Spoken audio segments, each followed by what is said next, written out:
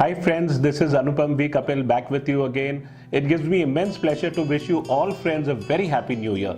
Now quickly running into the forecast, and I'm going to give you a little bit of idea and a clue about what is different in these forecasts from compared to the last year. These forecasts are based on Vedic astrology and take into account your lagna, that is your ascendant. These are not based on your sun signs. So this is a very important thing. Please do not refer to these forecasts only from your sun signs. Refer it from your lagna. You may also take reference of your moon sign in case you don't know your lagna. Now, compared to last year, I have done some homework for you all. A lot of effort has been put into this. There are planetary cycles and dates when the planets are going to change, and there is a particular table which you will find at the end of every sun sign forecast. Please refer to this, because when I'm talking about certain events, I may use astrological terminology like Jupiter, Mercury, Mars, Saturn being retrograde or combust, and a particular event happening when this particular event Jupiter is getting retrograde, etc. So at that time you can later on go to the last plate of the planetary transit and it gives you the exact dates. So this will enable you to have more exact and elaborate data, and which is going to be very helpful to you.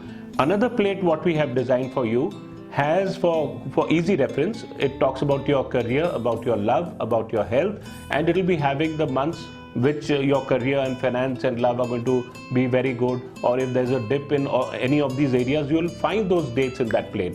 So I just hope you enjoy this particular forecast, which I have taken a lot of effort to bring to you, because it brings me a lot of happiness when I get so many mails from you and so many SMSs where you tell me, even on my Facebook, that the forecasts were very good and you're looking forward to this. It gives me that additional energy and optimism to do that. I really hope you enjoy these New Year forecasts. Now let's quickly run into these forecasts of the various sun signs. Pisces.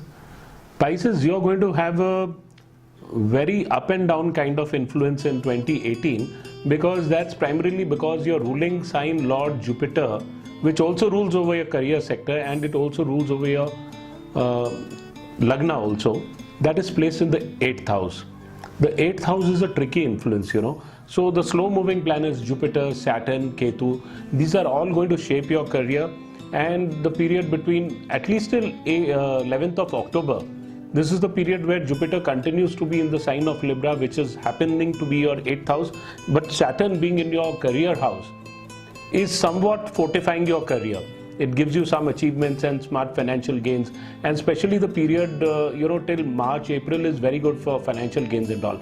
Even the positioning of Ketu in your wealth sector is good. I feel that the period when Mars moves into your 11th house, it's a pretty long period. It's from April 18 onwards to almost November 6. So financially, at least a lot of money would keep coming in, the cash flows would be good. But during this period, Jupiter is going to be retrograde in between this, from March 9 to July 9, which means that you shouldn't take any kind of impulsive decisions as far as your money matters are concerned, or your stock investments are concerned, or you're trying to put in your money in a new investment or something. I think you should hold on.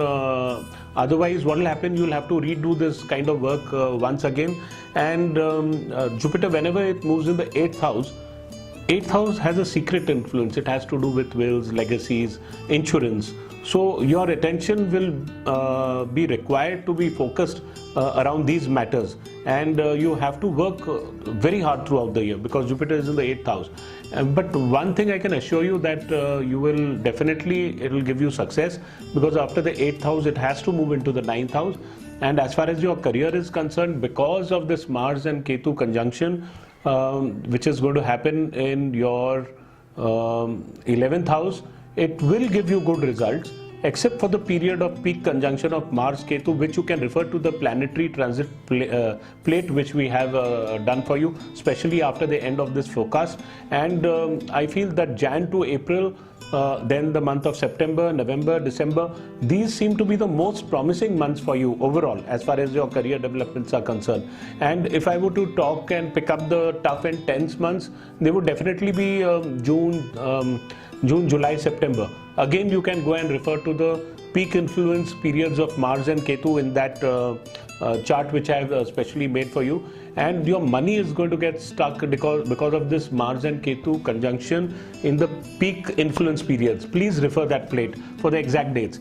And overall, November and December are going to be pretty good, but your expenditures will be high and your cash flows may worry you.